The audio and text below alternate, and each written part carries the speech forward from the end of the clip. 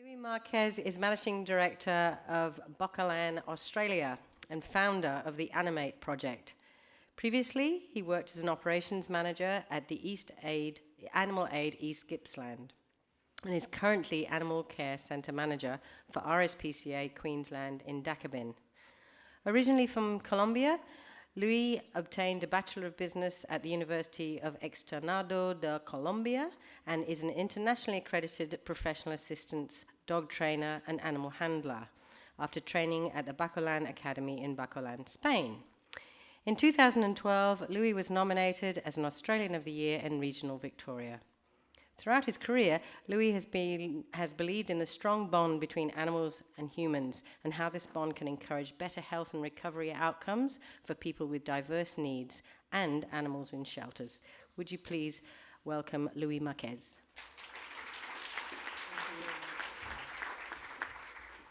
All right. Thank you very much, everyone, for coming today. I'm really sorry about my accent. If it's in Spanish, it will be easier. But look, it's quite tough. My first presentation in a different language. I will try to do my best. Look, very positive. This presentation today. I think what is very important is that I'm coming from a different background. I'm pretty new in the animal welfare industry. It was just 5 years when I started my career in animal welfare. Thank you to Neil Thompson. Thank you, Neil. Basically, my background is animal-assisted therapy, animal-assisted activities, and animal-assisted interventions. I started my career in Latin America, basically working with landmines, kids victims of landmines, and trying to design positive outcomes for kids victims of the conflict in Colombia. Very tough beginning, great school. I never ever thought about the possibility to come to Australia, but look, I decided to come to Australia to do a master in accounting. So as you can see, I'm all over the place between business, animal welfare, animal-assisted therapy. Great opportunity for me.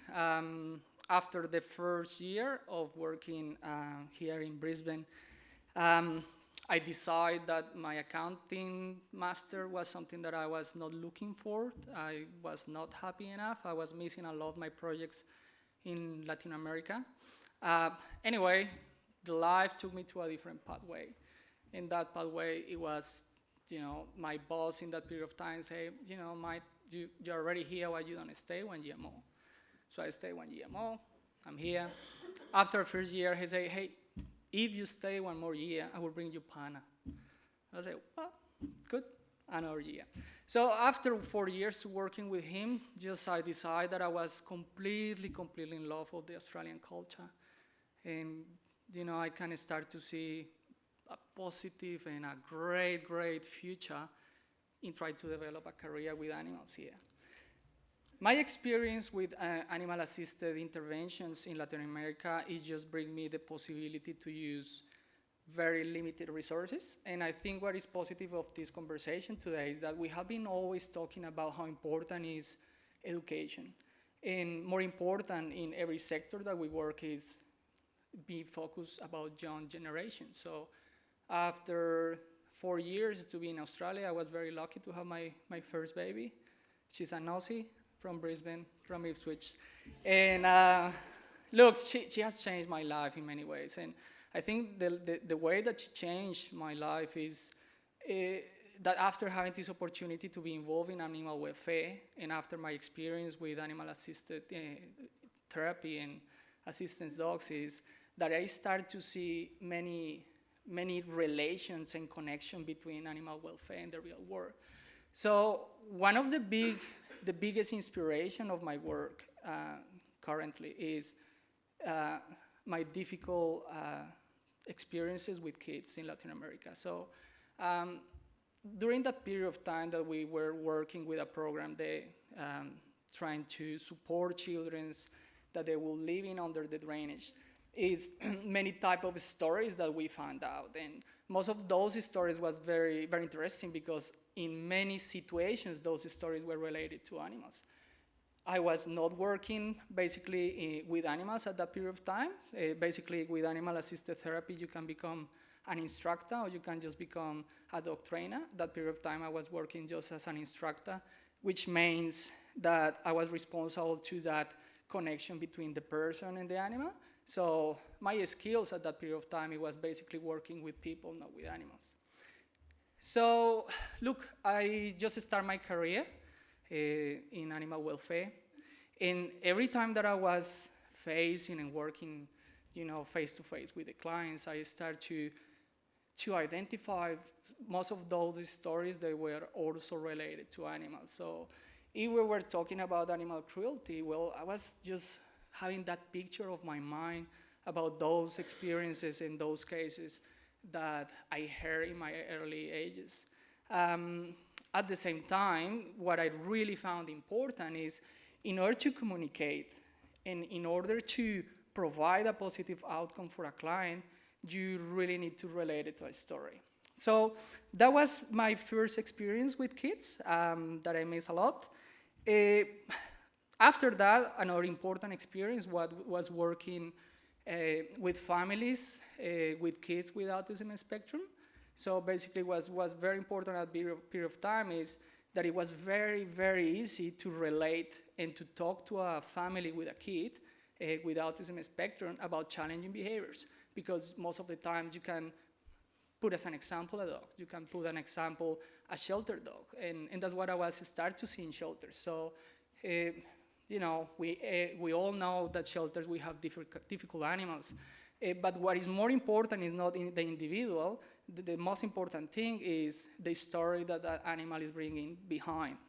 So as a service dog trainer, we shape dog behavior based on the story of the client. So basically when we have a client coming to us, what we really need to focus is how can we understand that story. So if I'm a very active person and suddenly I have an accident, obviously life just go down, and then you start to design a type of animal that is going to bring a positive outcome for that person. So I think at that period of time, I was very, very related about these stories.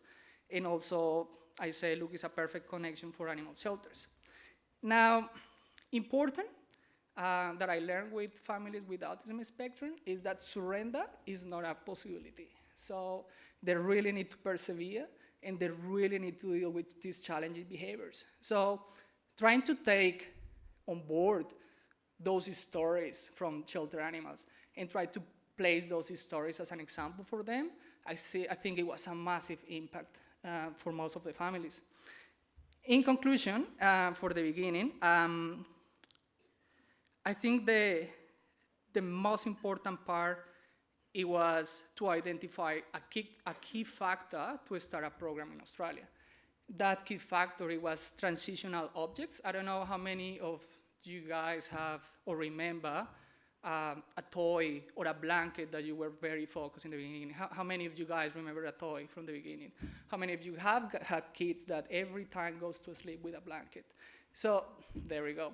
So with that factor of transitional objects, I say that is a perfect opportunity to create a project.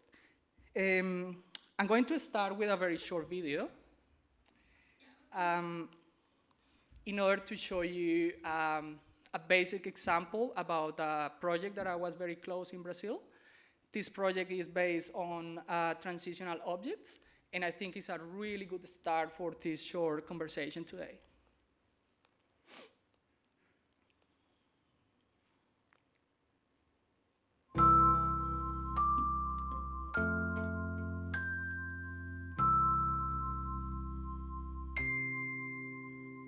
O tratamento desse tipo de doença, ele é um tratamento bastante longo, ele é um tratamento que priva a criança de uma série de coisas. Essa criança tem que ficar muito tempo internada, ela tem inúmeros efeitos colaterais e, portanto, afastada da rotina habitual dela, da escola, dos amigos.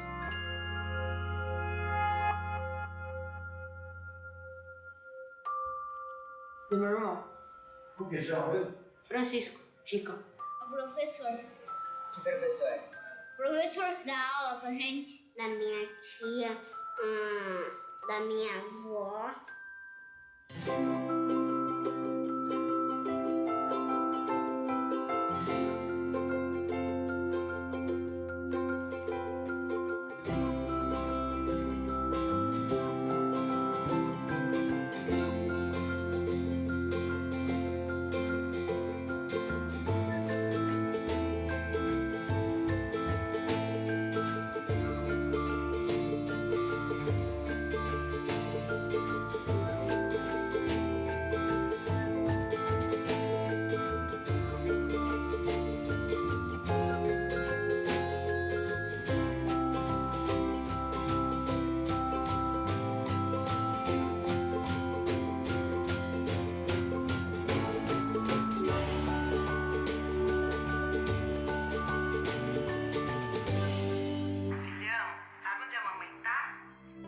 que na sua escola...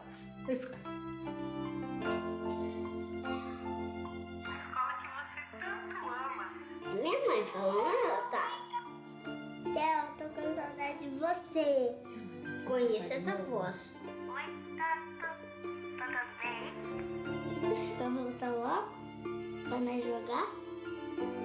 Videogame? Eu te adoro. Então vamos lá, 1, 2, 3 e...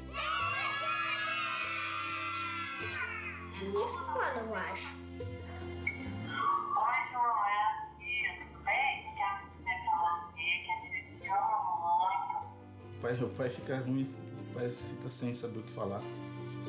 Pai, eu... Papai do céu devolveu você mais linda ainda pra mamãe. E logo, logo nós vamos voltar pra escola pra você ver seus amiguinhos e voltar na aula de balé. Na hora que você voltar, a gente vai jogar bola, andar de bicicleta, você ganhou do tio Canato. Volta logo pra cá. E força, hein? Força que vai dar tudo certo. Vem logo que o tio tá te esperando aqui pra nós fazer as artes nossas aí. Tio Canato!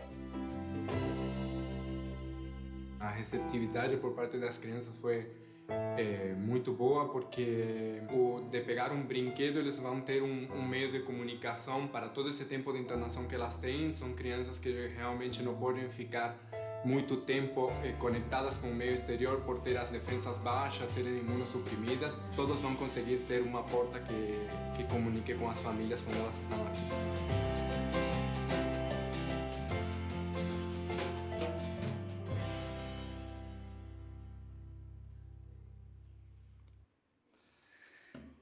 Okay, so look, it's a great video. It's a great example about transitional objects.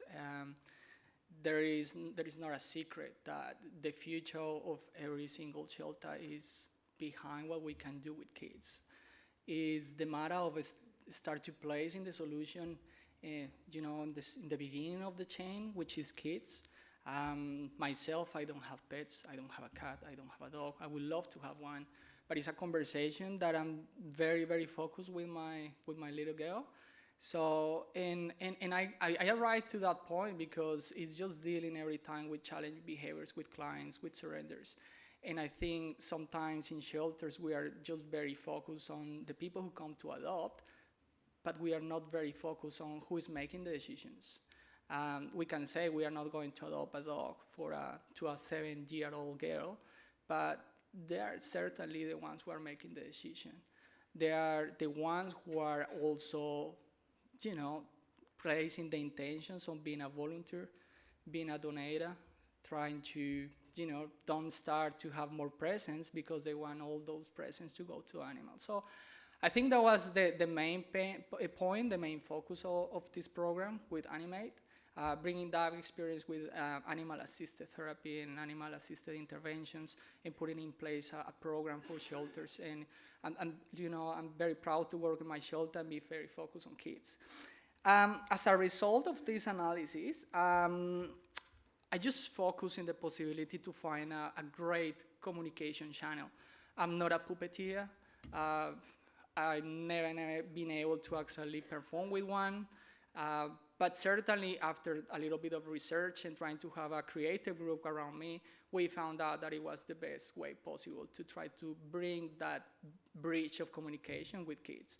Basically because the difficult part with communication with kids is that if you want to start to explain about surrenders, start to explain those tough points that we have to deal day per day with shelters, they are not going to understand. So you have to pretty much put it on a type of environment, on a type of sense that is going to be for the kids easy to understand. So basically I just create 3 different parts. The first part it was just to create and identify a potential animal in shelter that it would bring to reality that message. So those animals, they have to be challenging animals with behaviors, animals with with a past that we can pretty much try to take advantage in the way possible to use this story in order to explain something. The second part, it will be to recreate that character into animate character that it will be able for a kid to understand, for us to be able to create a new hero, I don't know how much money I have been spending the last year with Frozen, with my little girl, but certainly it's a great opportunity for every single shelter. The third part, it was to recreate this Animate character into a puppet. And as soon as we have that chain, we can just bring together the bridge of communication with kids. So what we are going to do now is we are going to do a little bit of exercise with one of our characters. This is the most recent character that we have on board. His name is Splash. We are just going to talk a little bit about the creative process with Splash. Basically, a process starts in a very specific way to try to identify in Australia what will be the main breed that is very difficult to adopt, and also bring together a specific type of behavior that it will give us the opportunity to teach something to the kids. So if you are going to talk with a kid about impulsive behaviors, it's better just to put it in a different context. In this context, this character is completely crazy about water. Jumps to toilets, jumps to washing machines. We are going to leave some copies of the book for you for free if you want to grab one. So that's pretty much the main idea of this character, very friendly character, a character that is going to be designed with a texture, so we have to select very careful which material, which color, what type of eyes we are going to perform, what type of personality we are going to use to bring him alive. Because when we interact with the kids with this character, they don't think that it's a puppet. Some of them is the only probably possibility to be in contact with an animal during the week. So it was not before that I used to be in contact with a dog every single day. Now we have some families that after long period of time, the only possibility is in the childcare. So we are going to do a little exercise here just for you guys to have a general idea about what will be the personality of this character. Also to give you a general picture about how we perform in childcare or play groups. So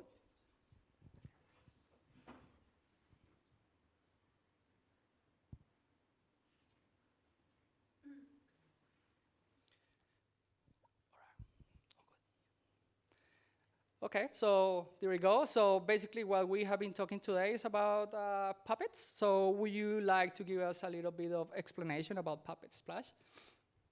Well, yeah, because you're not really doing a very good job. So do you mind if I take over? You go for it. Hey everybody, my name's Splash, and I'm here today to talk to everyone about puppets. Now, I'm sure some of you have maybe had some experience with puppets before. Gee, maybe you've even had puppets of your own that you've played with. But I have one right here that I've prepared earlier. And the great thing about puppets is that you can really make them do anything that you want them to do, like so. Okay, puppet, nod your head. Nod. We're on stage. Okay, how about let's try something else. How about you do a little dance? Yeah, dance for the people. Do a little puppet jig. Dance around like this. Dance like this. I think he has stage fright. Okay, let's tone it down a bit. How about we try waving? Yeah, wave to the people. Everybody wave. Wave to my puppet friend, and he'll wave back. Everyone wave. Wave. That's it. Wave. Wave, puppet.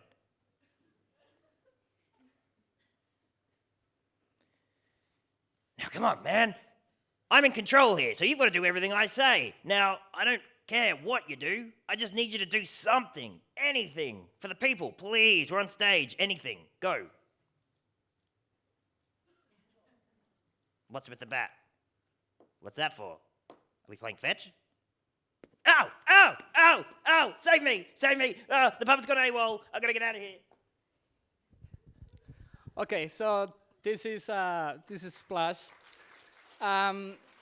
Look, it sounds very, very, very funny sometimes and very easy, but just the creative process of creating this character is quite complex. So basically the main objective of this program is one is just to create more traffic in shelters. So for me, obviously, the main point is to have families coming on board. So I will never go to a place if I'm not pushed by my little kid and say, hey, come on, Dad, let's go to this place, let's go to that place.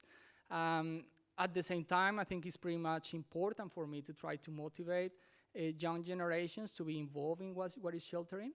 Third important part, it will be for me, obviously, to be able to explain many things that happen in shelters. There are many situations that they are very complex to explain. And for me, I think it was very important to get involved with this program. Now, one of the questions is how can we communicate this message? And how can we organize the best way possible to explain that into kids? So one of the next part that we are going to talk about is about the general process of creating a script.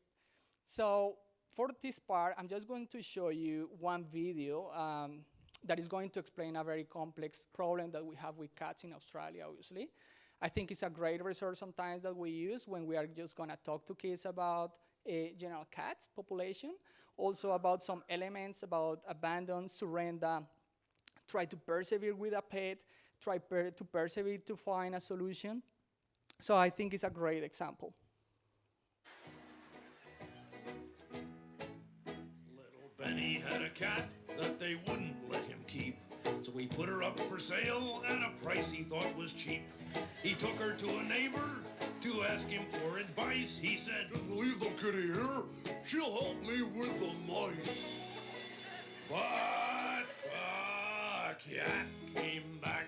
She wouldn't stay away. She was sitting on the porch the very next day. The cat came back.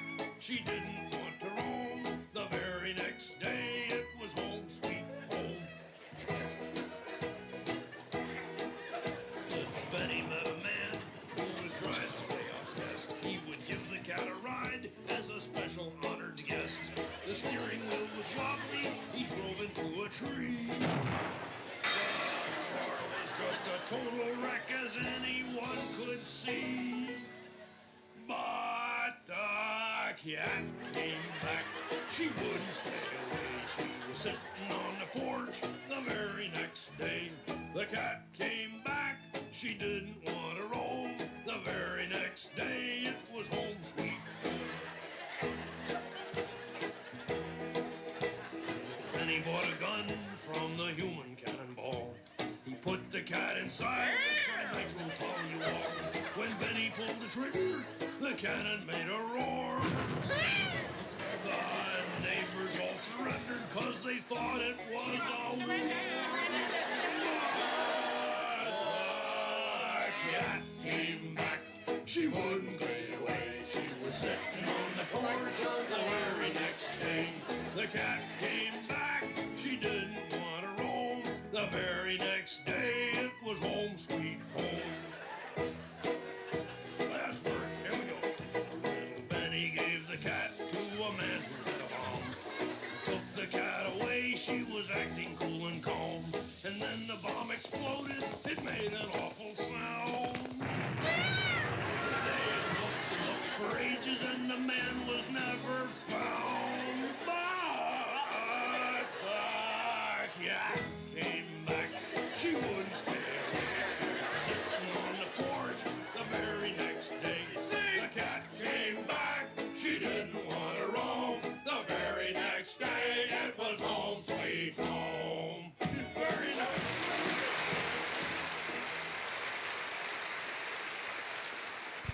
Woof woof.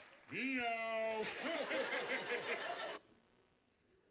Well, okay, so look, I think in just to finish with this, it has been a great program. I think it's difficult to try to give a brief in just 20 minutes.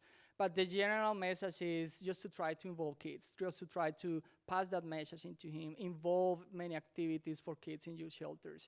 Try to understand that you have to create a better process to be more creative and try to pass the message.